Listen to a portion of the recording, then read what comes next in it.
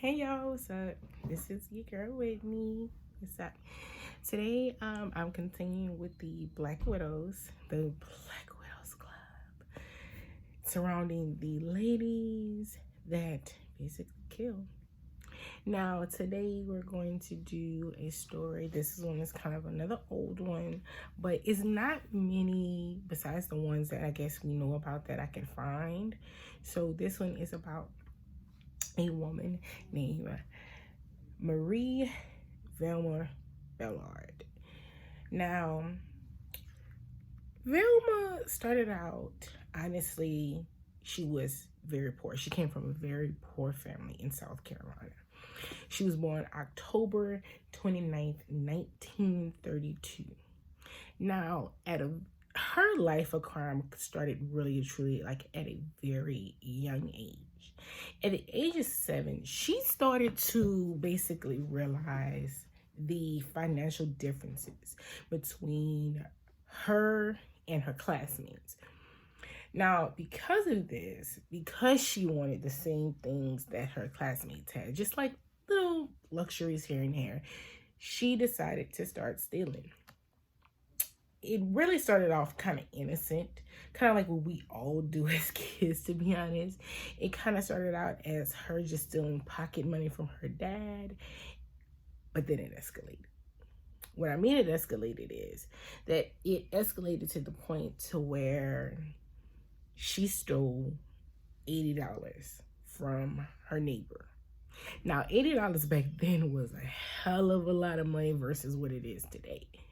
Now, when her father found out, her father beat the crap out of her. And to be honest, that was the last time she stole. Well, in her childhood anyway. Now, despite everything, despite her, I guess, her dad's criticisms of her and her dad's whippings, she actually loved her father. She doted on her father, and her father doted on her. A typical loving father-daughter relationship. Psych.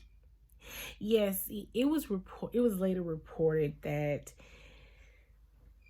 her dad, after she started stealing stuff, he, like I say, became a doting father to her. But the thing was, people found it very, very creepy. Just nasty, if you get my drift. It was later revealed in an interview from Velma and others that their father-daughter relationship was not that. It was more of a sexual relationship. That's just fucking nasty. But anyway. Now, when Velma was in high school, she met her sweetheart, Thomas Burke. Now, when she was 17 at the time, now, because you can do that back then, they dropped out of high school, got married to basically try to live the wonderful life. Now, when they dropped out of school, she gave birth to 2 beautiful children and loved them so fiercely. It was reported by teachers and her kids' friends and everything that she basically was heavily involved in her kids' lives. I mean, just she kind of was like what most of moms are today. Now, during this time, she took a job, I guess while the kids were at school, she took a job in a textile plant. Now, there weren't many jobs for people, anyone really in those years. But things took a turn for the worse for her in 1964. Unfortunately, due to some foreseen accident that happened in the plant, I believe from one article that I read, that she had to have a hysterectomy. Now, if anyone knows what a hysterectomy is, they basically took what makes a woman in a sense. And because of this, it made her feel, so insecure about her womanhood, about her being a woman in general. I think any of us, if we had to have a hysterectomy that wasn't, I guess, a choice, we would probably all feel that way. But she started to feel a lot of pain because of this. And because she was so insecure and in pain, Thomas didn't take that well. Hubby didn't take that well. He really didn't. Because of this, he started to drink to, I guess, escape his problems. And that's not an excuse. It's not an excuse. It's just, that's what he did. And she kind of started to hate him for it. Like, she legit hated him for his drinking.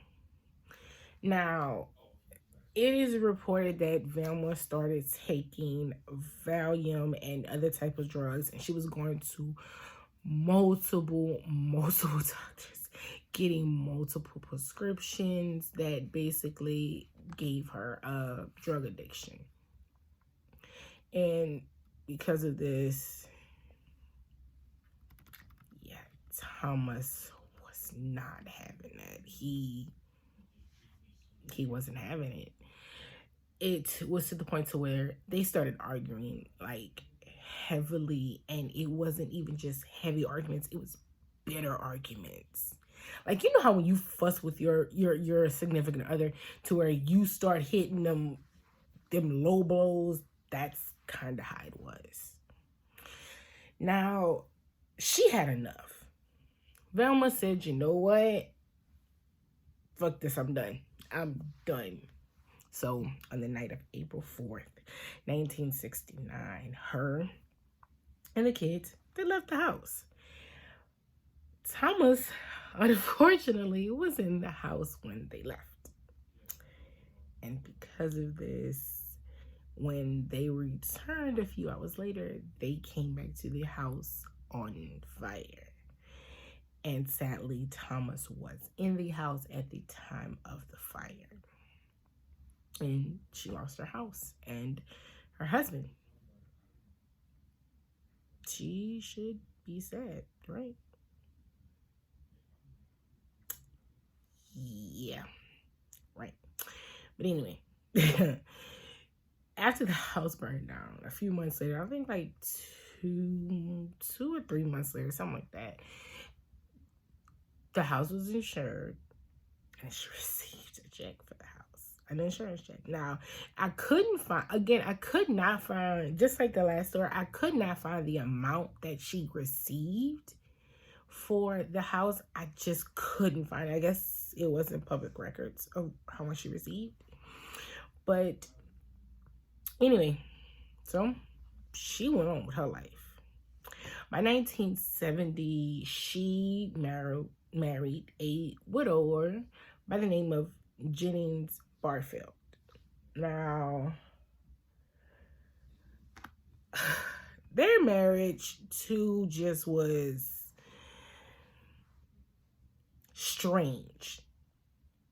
Like, to most people, it was just strange of their marriage. And I don't know why, because I really couldn't find why it was so strange to people. I guess because she was the total opposite of what he was. Now,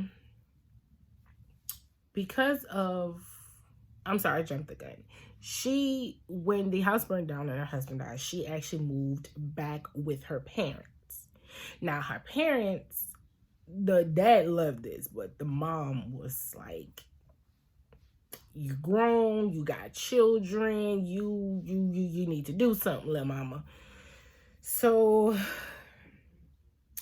in 1971, now mind you, less than a year after her and Jennings got married, Jennings mysteriously died of heart failure.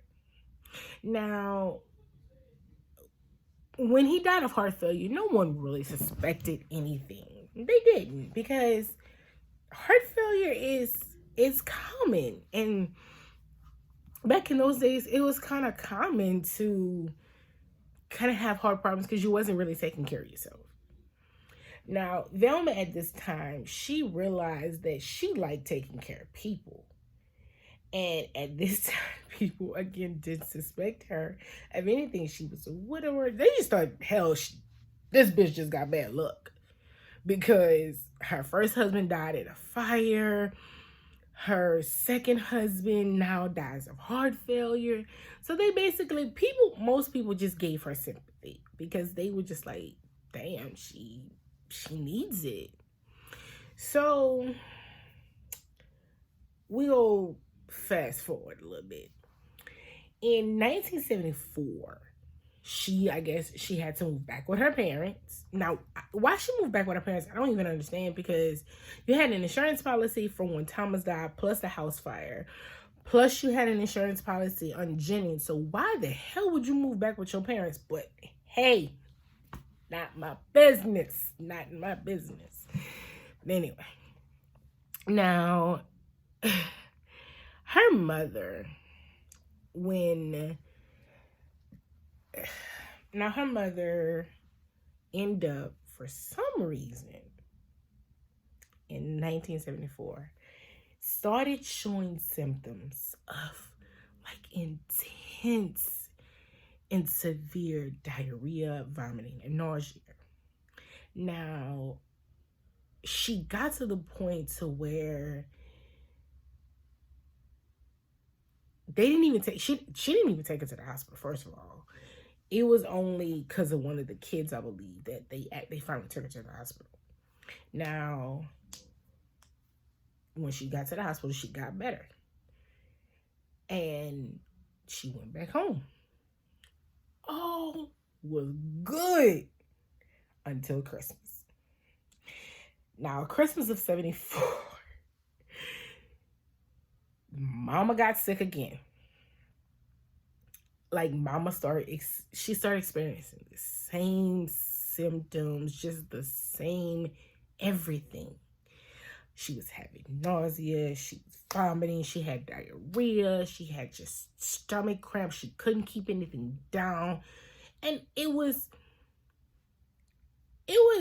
puzzling to doctors, but it wasn't puzzling enough to where they looked into it. And unfortunately, a few hours after being admitted to the hospital on December 30th, 1974, sadly, Lillian passed away. Now, Lord Jesus. Now, again, she found it was like a rush for her to see these people that loved her, not only loved her, but trusted her to take care of them, that they were dying, that they were basically under her control. It's like a kid who has a toy. As long as that kid knows that toy is there, they're fine. But all kids destroy their toys after a while. We all know that. We all did it. Hell, we had Barbies as kids, ladies, that we just chopped their damn heads off or chopped their hair off. And that's what it was like for her. It was just a thrill for her that these people were under her control. So, because she found that she loved this, she said, let's get it. And I don't know if I mentioned, but her mother, it was later revealed that through an autopsy that her mother died of arsenic poisoning. Y'all see anything here?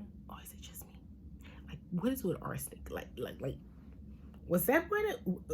Can somebody leave it in the comments and tell me, was arsenic or rat poison like readily available back in the day? Like, was it? Because a lot of these women love arsenic poisoning for some reason. But anyway, so because of this, she decided to be a nurse, so to speak, doing basically what we call today home health. Basically, that's what we call it nowadays, is home health. That's what she basically did. Now, because of this, she said she wants to take care of old people, because I guess older people were easier targets. And who's gonna believe an older person sometimes, especially if they're like in nursing homes? Now, she went to work in a nursing home in 1976. Now, she started working for a couple by the name of Montgomery and Dolly Edwards. Now, while she was working for them, the husband, Montgomery, started to fall ill. And again, just like the husband, Jennings, and the mother, he started having the same symptoms: diarrhea, nausea, diarrhea, nausea, and vomiting. So, sadly, again, on January 29th, 1977, he passed away a year after she came to take care of him. Now, Dolly, the wife of Montgomery, she really started to suspect something was not right about Velma. She just, you know how you have that gut feeling? She had that gut feeling that something wasn't quite right about this woman. But the thing is, she had no proof that she killed her husband or anybody else for that matter. So what are you gonna do? Now, because of that, because Velma started to see that Dolly was starting to suspect her, she unfortunately, she poisoned Dolly too. Now, I'm sorry, it's not funny, it's really not, but it's just like, bruh, come on. So she poisoned Dolly. I want to say like 3 or 4 months after she poisoned the husband. So the husband died on January 29th. Dolly died March 1st. March 1st of that same year. Now, because of this, she fled. That bitch booked it. That bitch booked it. Now, the following year in 1977, she took another job caring for another elderly person. Now, this one was a 76-year-old woman, by the name of Record Lee.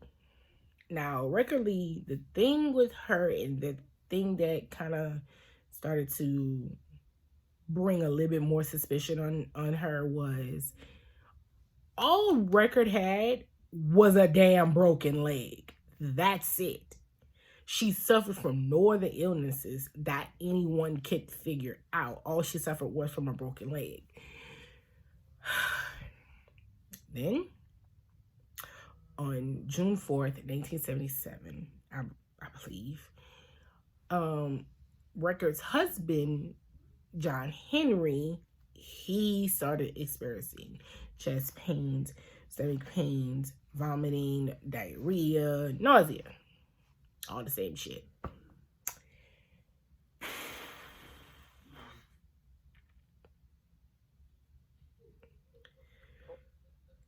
Now, soon after, I couldn't find a date on him, but a few weeks to a few months later, he died also, unfortunately.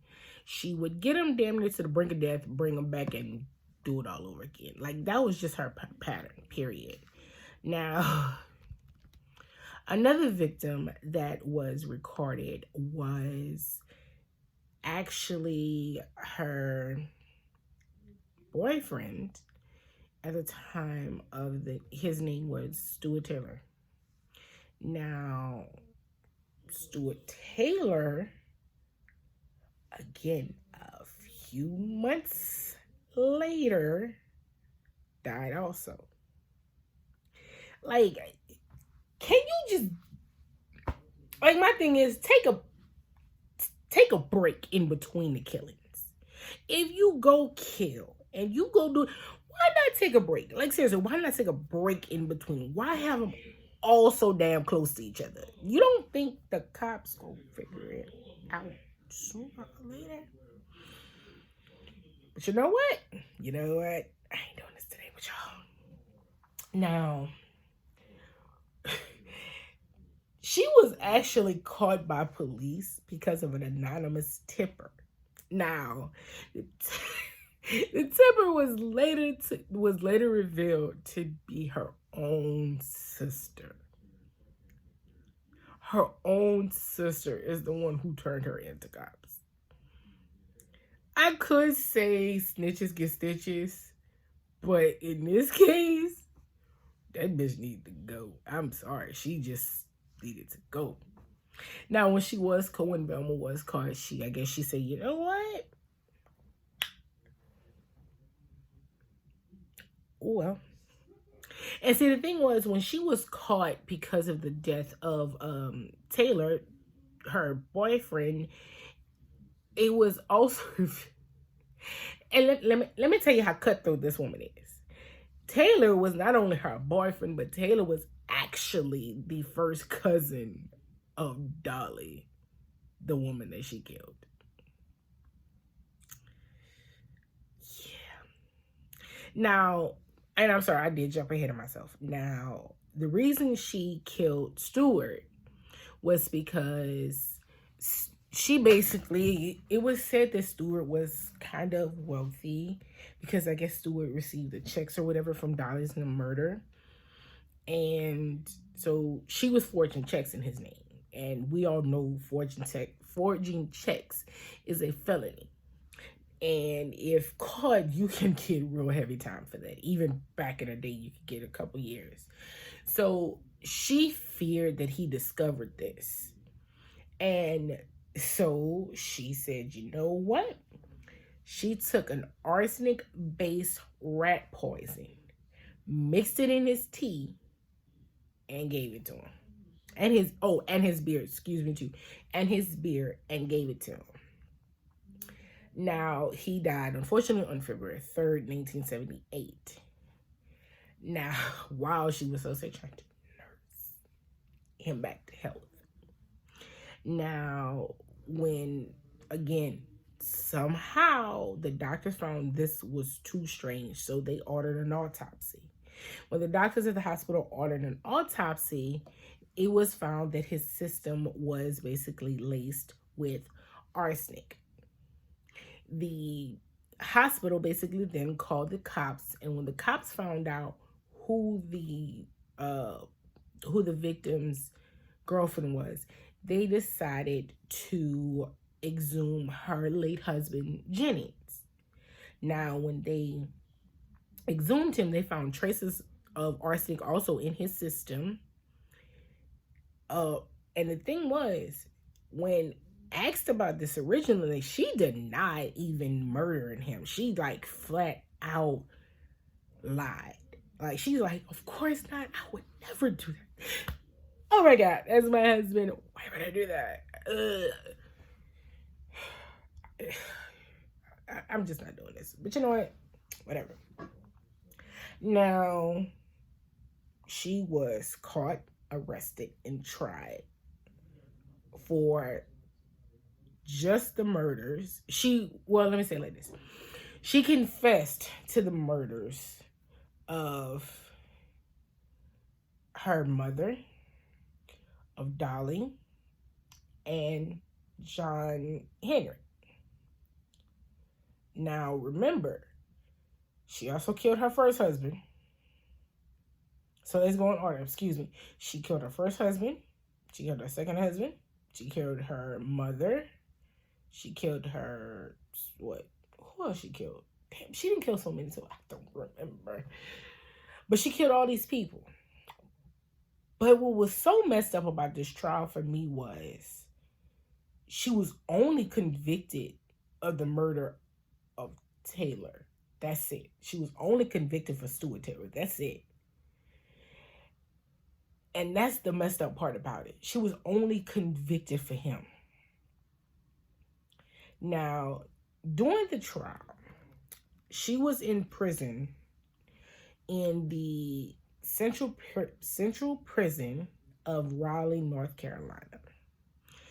Now, the reason why they put her there is because it's for prisoners who were escape prone, who like to escape, and mentally ill prisoners. Again, remember, mentally ill prisoners. Now, when they put her there, there technically was no section in that prison for women under death row sentences at all. Well, at the time. And at the time, she was the only woman in the state of North Carolina that was on death row. Now, a death row unit for female inmates in North Carolina was then established at the North Carolina Correctional Institution for Women. Now, like most people do when they get in prison, she became a devout Christian. Yeah. Now, her last few years in prison, it was reported by guards, prisoners, and other people that she basically spent her last few years mentoring prisoners, trying to reform them, basically trying to, I guess, like they say, get in the good book, I guess, trying to make right with the Lord. She even had a Christian ministry in the prison. And I'm sorry, it's so not funny. It's really not. It just kind of kills me how most people go in prison and find God. I guess she didn't have no time on the outside, huh?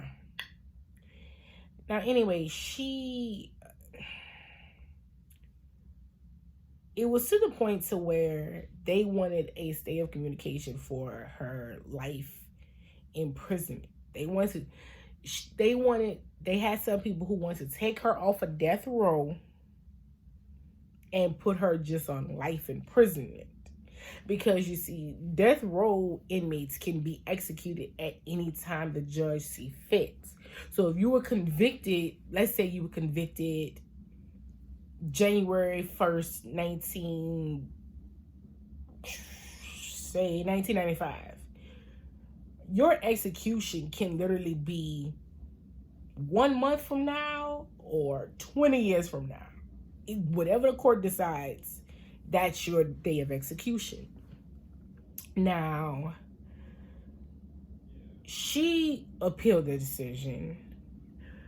Actually, a psychiatrist from the New York School of Medicine, I am so tongue-tied. New York and University School of Medicine, Professor Dorothy Lewis actually testified on her behalf to have like a stay of execution, to basically, I guess, to appeal for her. And the reason why she was appealing is because now she was a very good doctor at the time, and she was an authority on violent behavior prisoners. Now, she tried to tell the judge that Dorothy suffered from dissociative identity disorder, which is basically DID. Now, this disease is, how can I explain this disease without confusing someone? Okay, it is DID basically in all terms is basically someone having multiple personality disorder or split personality. Matter of fact, the best example is if you've ever seen the movie Split. That is like the perfect definition, where it is one host body, and one host body shares the mind with multiple personalities. Some of them are aware. Sometimes you have some cases where they are aware of each other. They each have different personalities, different identities, different quirks, and different things. Because if you saw in the movie, you had him basically, I think, having like 27 different personalities, and they all basically had their own personality, their own toothbrush, their own wardrobe, everything. And in some cases, it is, even though Split was a dramatization of it, it's still the same as what they tried to say Dorothy was suffering. I mean, Velma was suffering from. See, the thing is, you have memory lapses when you have DID.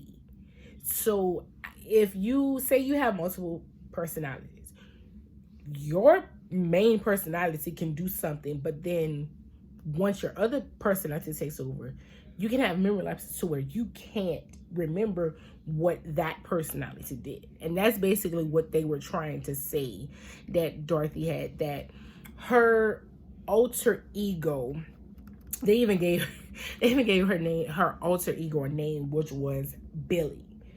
Now, Professor Lewis tried to explain it as Billy was basically her flight or fight type of mechanism, to where he thought he was protecting her because Velma was a victim of sexual abuse from a very young age. So that's why Billy would come out whenever Velma, the personality, would feel threatened. Billy would come out. Now, the judge, and I do not mean to laugh, I really don't, but the judge was not convinced. The judge quoted and said, one of them did it, whether it was Velma or Billy, and I don't care which one. They both going to jail, and they both go stay there. Now, after her appeal was denied in federal court, her attorneys was going to try again, but she instructed her attorneys to do not do any other type of appeals at this point. She just didn't want it. She said that she was sorry for what I don't think she ever really said sorry, but she understood what she did, and she knew she had to be punished for what she did. And in November the 2nd, in 1982, she was executed by lethal injection. Now, whenever they do lethal injections or any type of executions of death row inmates, they do, and I'm not sure if they still do, but I think they do, I guess will have an audience. Like, why would you want to watch somebody die? I don't care what this person did. I'm not trying to watch them die. Just call me and let me know. But anyway, sorry. I'm sorry. Now, because of this, before she was executed, she released a statement to the press that I think was there. And I quote it. I'm going to have to read it because it is got long. She said, I know that everybody has gone through a lot of pain. All the families connected, and I am sorry. And I want to thank everybody who has been supporting me these 6 years. It was reported that her last meal was a bag of Cheetos and 2 8-ounce bottles of Coke. Now, she was then buried in a small rural North Carolina cemetery next to her first husband, Thomas Burke. If I was Thomas' family, I'd be pissed. You killed my brother or my cousin, and y'all want to bury this bitch by him? Nah. Sorry, I'm so sorry. I didn't mean to call it that. I'm so sorry.